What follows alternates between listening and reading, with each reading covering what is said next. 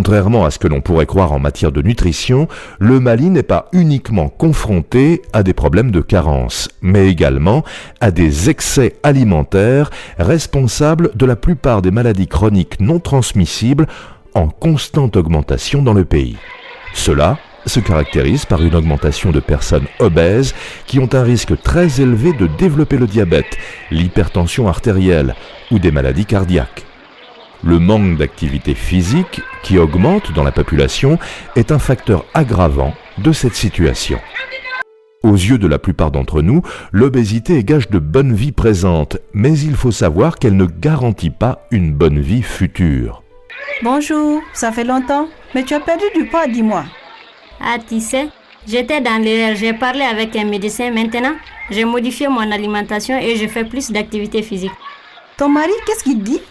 Au début, il ne voulait pas comprendre, mais depuis qu'il a rencontré ce médecin, il a compris lui aussi. Tu sais bien qu'avant,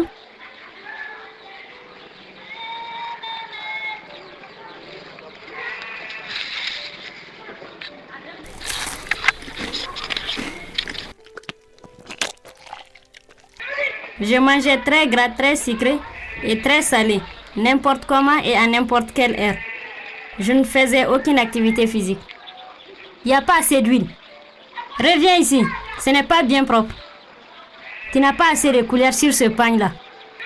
Je suis restée dans ça et j'ai commencé à être fatiguée, à avoir mal au dos et à avoir des malaises quoi. Je suis allée à l'hôpital voir un médecin. Imagine-toi, c'est moi-même qui me faisais du mal. Hein? Le médecin m'a tout expliqué. Madame, tous vos examens sont normaux, mais je voudrais vous peser à nouveau. Montez sur la balance, s'il vous plaît.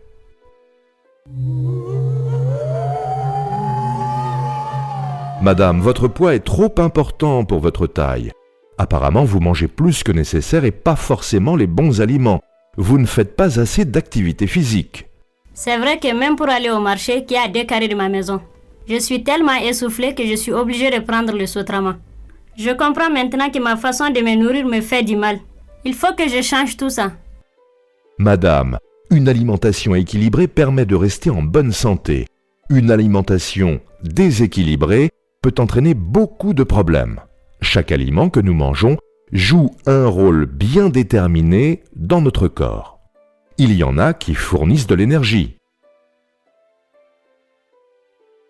D'autres qui nous protègent. Et d'autres encore qui permettent d'assurer la structure de l'organisme.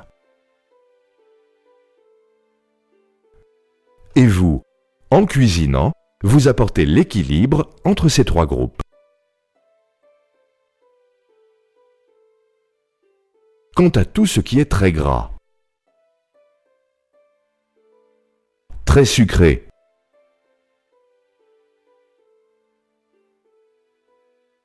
et très salé, il faut les éviter ou du moins les limiter. Pour les personnes qui ont une grande activité physique, il faut plus d'aliments qui apportent l'énergie en réduisant les autres types d'aliments.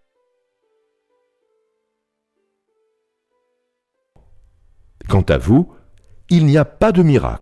Il faut manger en plus faible quantité et faire de l'activité physique. Et toi que je vois avec ta bouteille d'huile qui te fait à peine une semaine, c'est trop? Ah bah Thomas, c'est toi qui me parles comme ça? Tout le monde peut changer? Je pense que je vais suivre ta nouvelle ligne de conduite. Cela m'évitera sûrement des problèmes de santé. La fadée. C'est bon, nous allons à pied.